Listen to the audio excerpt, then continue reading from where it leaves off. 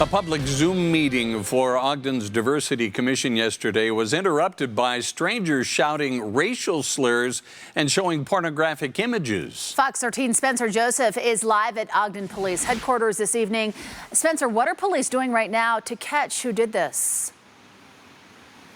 Bob, Kelly, they're actually involving the FBI to try and figure out who these people were, as well as going to Zoom to try and chase that digital fingerprint of those individuals. They're saying they're doing anything and everything they can to find out who these people were.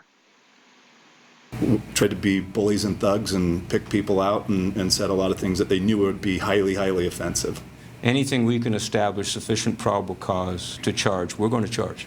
Wednesday, in what is being called a Zoom bomb, the monthly public meeting of the Ogden Diversity Commission was hijacked by around a dozen people shouting racial slurs and showing pornographic images. It's sad. I don't like being here today, and I don't like what happened to the people that were on that call. Ogden Police immediately opened a case, also involving the FBI and Zoom, gathering several screenshots of those individuals. This is a screenshot obtained by Fox 13.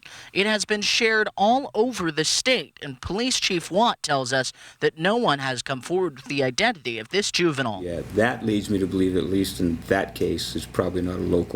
The Ogden Diversity Commission aims to celebrate the diversity of the city. For these commissioners, their mission is now more important than ever. Strikes at the importance of why the commission exists, to promote an Ogden where everyone belongs. In the wake of this trend of Zoom bombing, public meetings will now have increased security. This has become a source of a great deal of pranking, literally around the world. So every public meeting moving forward will be password protected, and it's unfortunate because it takes the voice of the public away. And for commissioners who experience the call, they find the experience disturbing. They hit you in a place that you don't expect.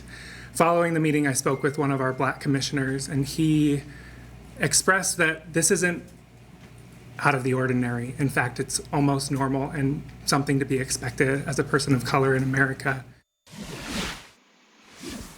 Now, one thing I wanted to talk about, I've been looking at social media comments, and I wanted to address this. There is a difference between a hate crime and hate speech. Hate speech isn't always a crime itself, but the Ogden Police Department tells me that's where they're really leaning on the expertise of the FBI to figure out what crimes were committed. Then they can charge these individuals once they find them with those crimes. In Ogden, Spencer Joseph, Fox 13 News, Utah.